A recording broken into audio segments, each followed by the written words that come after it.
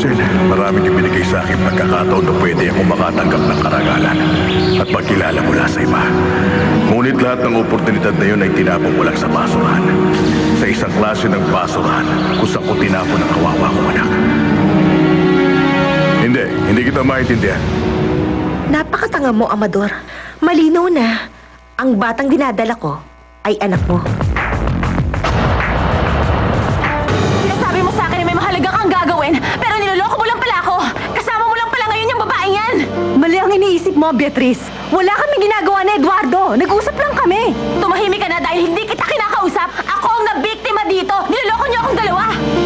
Hindi ba kayo nahihiya sa mga ginagawa ninyo? Gamitin niyo naman ang utak ninyo. Tama na yan, Beatrice. Huwag mo akong hawakan. Matagal niyo na pala ako niloloko, Eduardo. Nagpunta ako dito mag-isa kaya uuwi ako na mag-isa. Ayon sa mga ebidensya at mga testimonya, ang ina ay walang kapasidad na palakihin ang bata. Kaya napagpasyahan ng hukumang ito na ibigay ang pangangalaga ng bata sa kanyang ama. Makukuha ko ng anak ko! Tumahimik ka! Tumigil ka na! Ang ingay mo! Ano bang problema mo, ha? Magsalita ka! Bakit ka umiiyak? Pwede ba? Huwag mo ako sinasagot-sagot! Ako ang iyong papa!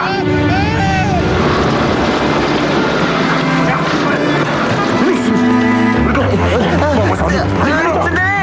Bitawan niyo ako! Sandali ako tatalhin! Pumasok ka na! Aray ko! Bisa mo, dahan-dahan naman! Bilis! Aray! Bilis mo! Ito na, ito na! Sige na! Pwede na dyan! Taba mo! Tali mo yung kamay! Oh, sige. Sana hindi ka nagkamali. Sana maging maayos ang resulta nitong plano mo, Amador. Masyado ka namang kabado. Ikaw ang mali ko. Wala ka ba't tiwala sa akin? Bakit ka ba kinakabahan? Bakit hindi pa ba masyadong halata?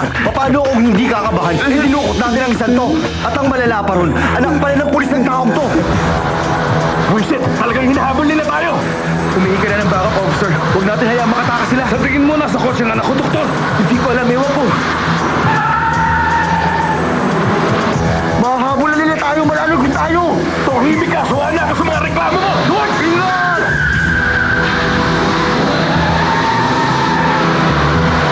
Tumawag na ako ng backup, doktor! Parating na sila ngayon, pero pakiusap! Diyos ko! Huwag mo silang hayaang makawala! Kailangan mabuksan ko ang pinto at makalabas ako dito sa kahit anong paraan.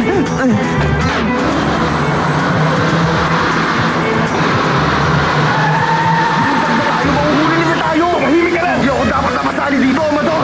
Kapag nahuli tayo, kasalanan mo! Pakala mo to eh! Tumahimik ka! Dapat makalabas tayo dito! Makakalabas na sila.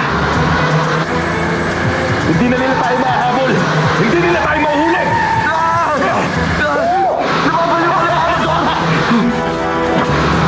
Mas lalo tayong mahihirapan sa kalye, doktor! Masaya to! Nasaan yung mga pulis si Maro?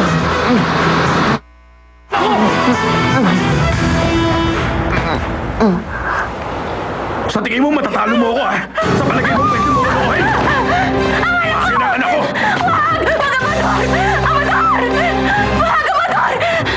Ibalik mo siya sa akin! Hindi mo siya may lalayo sa akin! Huwag ka na sumunod sa amin! Huwag mo siyang isama sa'yo! Amador, pakiusap! Pakiusap, Amador! Huwag mo siyang isama sa'yo! Pakiusap! Amador! Ibigay mo siya sa akin! Huwag mo siyang tangayan, Amador! Hindi mo makukuha sa akin ang ano kahit ka! Beatrice! Ay! Diyos ko! Hinahabol ka nila, pakiusap! Ihinto mo na! Walang makakahabol sa akin. Hindi nila ako mahuli Hindi dito. ka makakatakas sa kanila, Amador! Pakiusap, tumako ka na! Hindi mangyayari ang sinasabi mo. Nahuli nila sa Estefania, pero ako, hindi! Hindi, Amador! Pakiusap! Tumahimik ka! Ituloy ang pagtakas mo na ito, Amador! Tumahimik ka na dyan!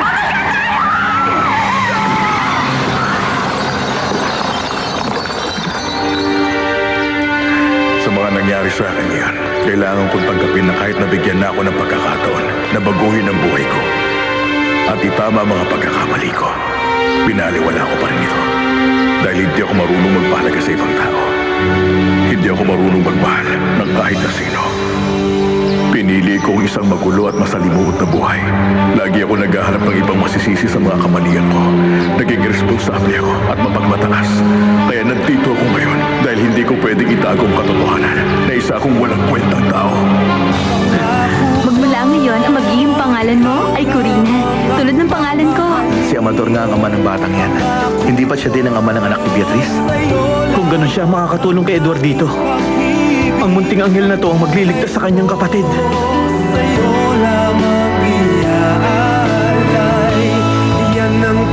Sa harap ng Diyos at sa lahat ng nandito ngayon na nakapaligid sa atin, na ang pag-ibig ko ay wagas. Mananatili akong sa'yo